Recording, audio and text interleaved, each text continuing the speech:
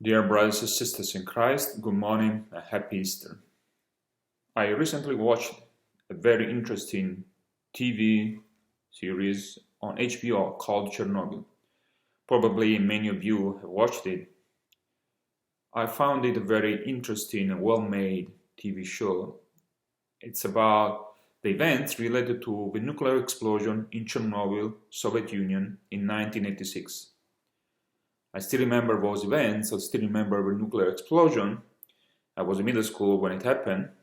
And so I wanted to go back to those events and have a better understanding what really happened. And the HBO series revolves around this question: what is the cost of lies? What is the cost of lies? Is a question asked during the last episode.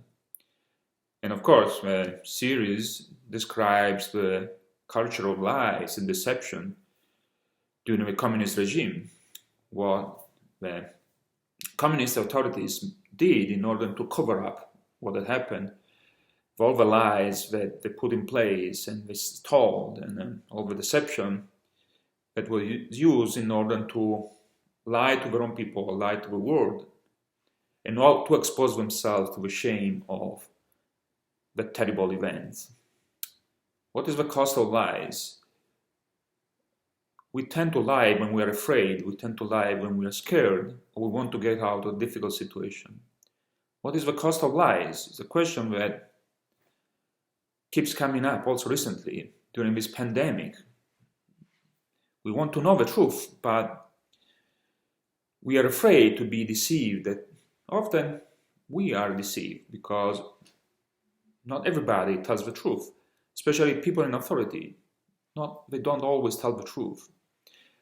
And so we want to know the truth. But at the same time, we ourselves, we know how easy it is to lie, to deceive our brothers and sisters. It's easier to lie than to be faithful to the truth. But in today's first reading, Peter and John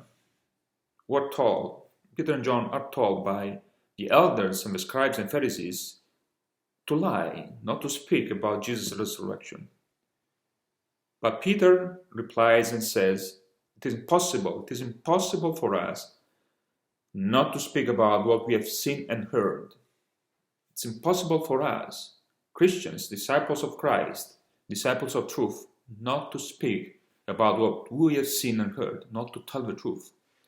Jesus invites us, Jesus called us to be faithful to the truth of his message, to the truth that God comes from God.